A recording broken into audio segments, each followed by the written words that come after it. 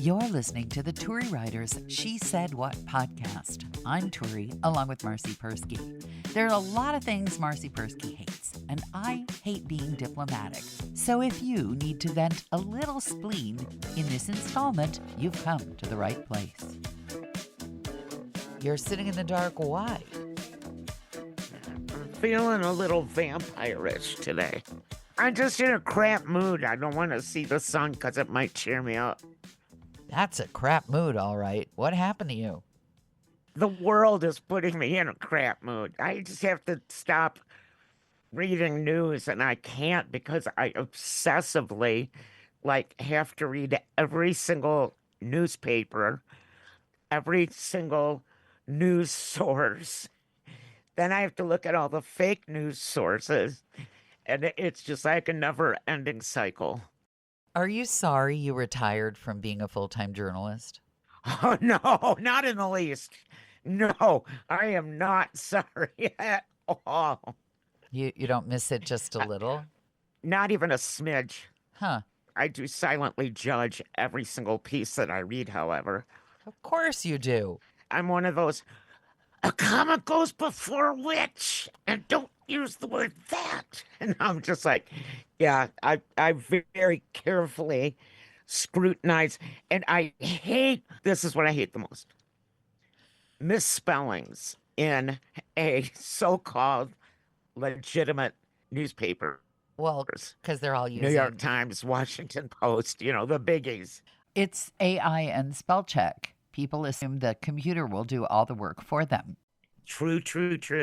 We had an editor relative at dinner last night, and she mentioned that she had caught that a university dean had said that something was edible instead of ephemeral. Which is a big difference, edible and ephemeral. Yeah. Yes, it is. It might have been edible versus editorial, but something where you're like, yeah, I know what they meant to say, and this is inexcusable. So take that editorial and eat it. She fixed it, and people appreciated it, but it's clear that no human eyes before hers had caught it because everybody assumes the computer will. What I was going to say about the retirement question, there's somebody I know who is retired and retired for reasons of her own, basically having bombed out of a project that didn't go according to her plan. She lost a lot of money, and a few years later, somebody else did the same thing and made a lot of money. So you might be bitter in a case like that. She just decided, screw it, I'll take retirement. And she's very happy in her retirement in a lot of ways. But she's also, understandably, pretty angry. And she keeps saying to me, you ought to think about retiring. And part of me wants to say, look, just because you bombed out of this thing and just because you're angry, that's what I really think. What I really think is this is just you transposing onto me so that you feel better about the job and the thing that you did. But I don't get to say that. I have to say, well, these are the choices I made, and this is why I made them. And I take a lot of satisfaction, not just from the ego of being on the radio, but the people I talk to, blah, blah, blah, blah, blah, blah. Yeah. It occurs to me as we get older and people are making all kinds of different choices. I had another girlfriend tell me that she wouldn't want to be in a marriage like my marriage.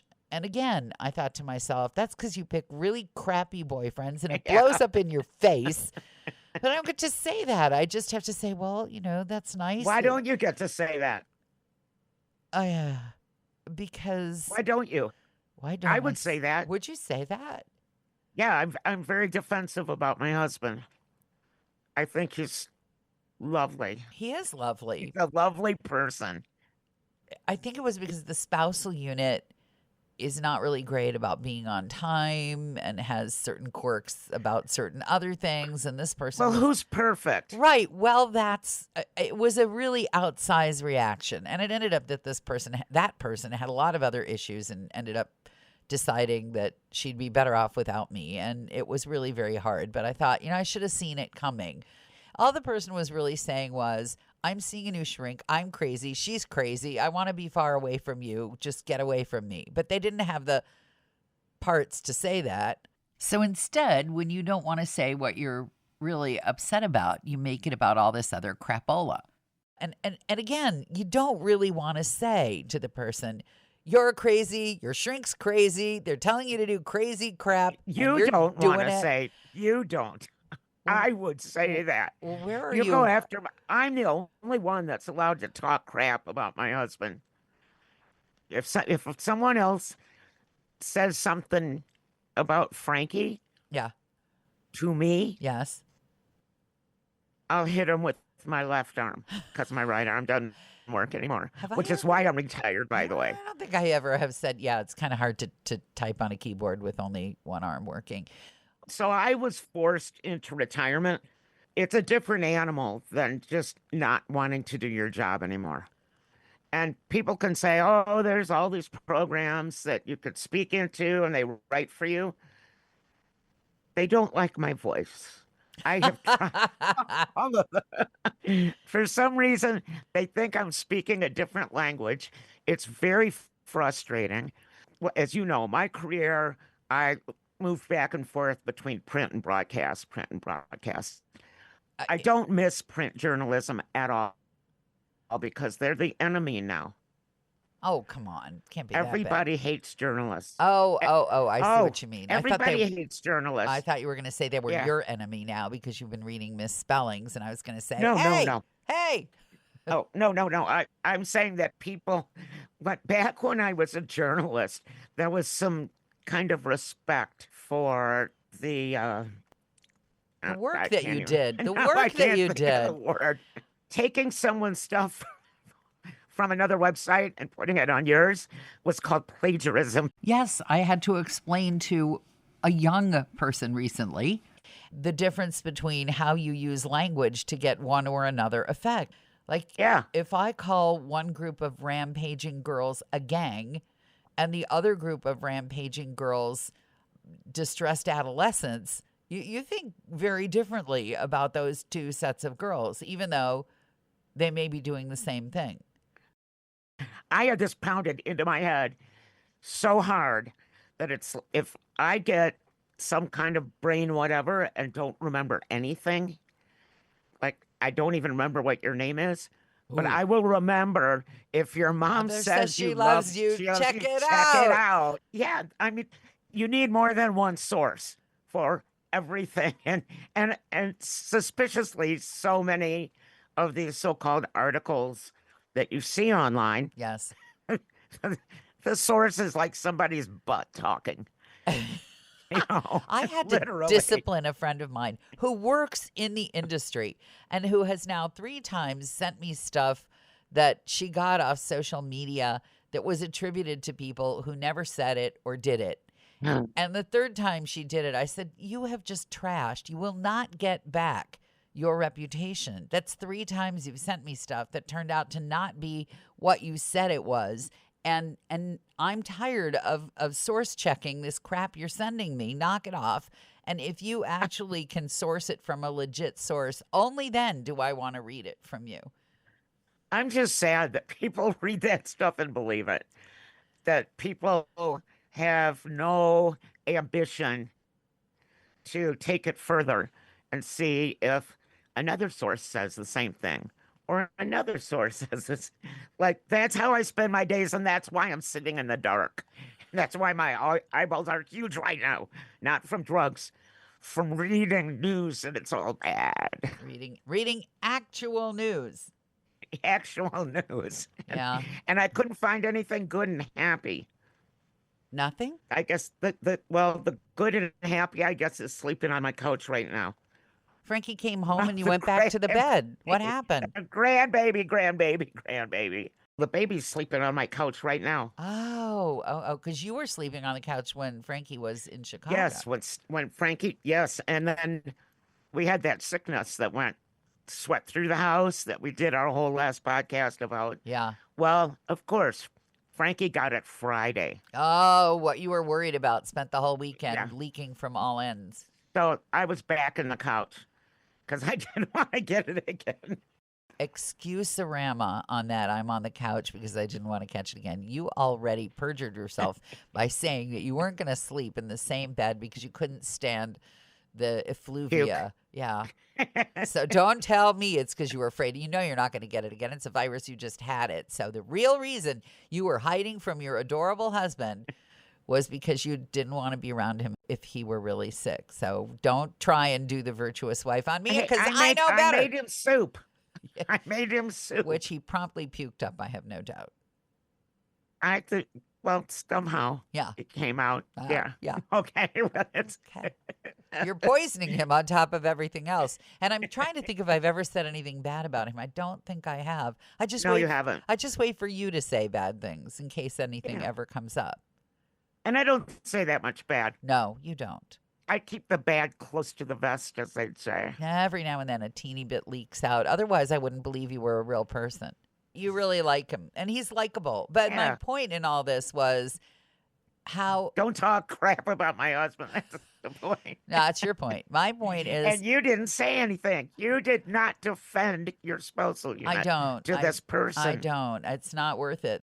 But I am really, really tired of having to be diplomatic with people. That's where you can be in a bad mood, but I'm just plain tired of being diplomatic. I'm exhausted.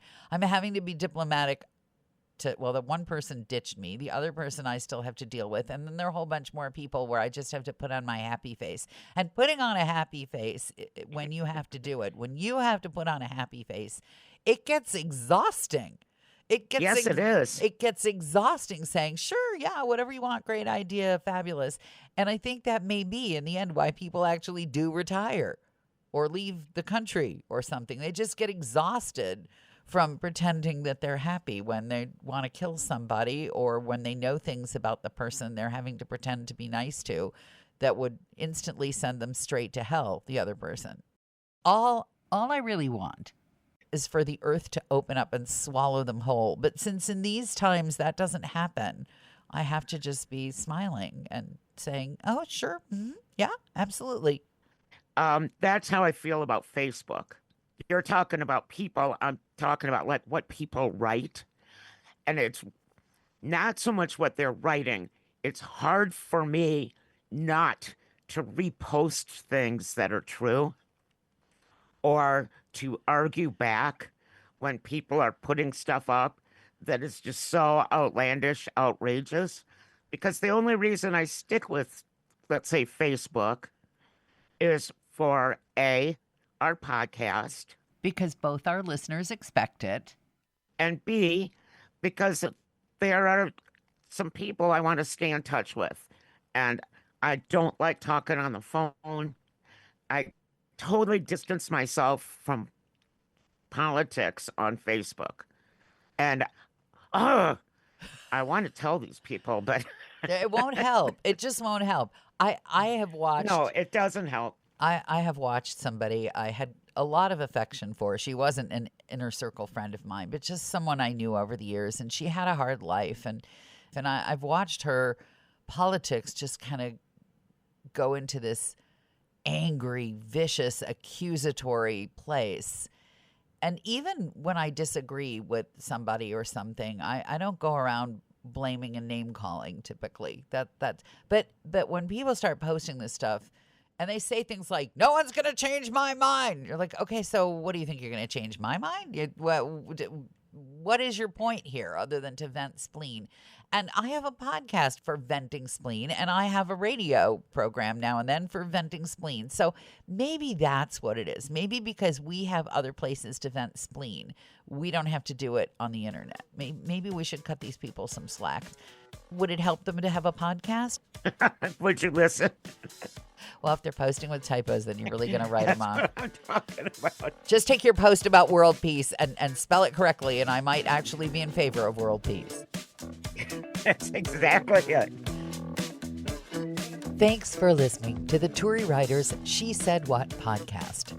Assuming you like what you heard, you might want to leave us a good review and maybe pick up my book, She Said What? A Life on the Air, which you can get from your independent bookseller or that giant website that sells absolutely everything.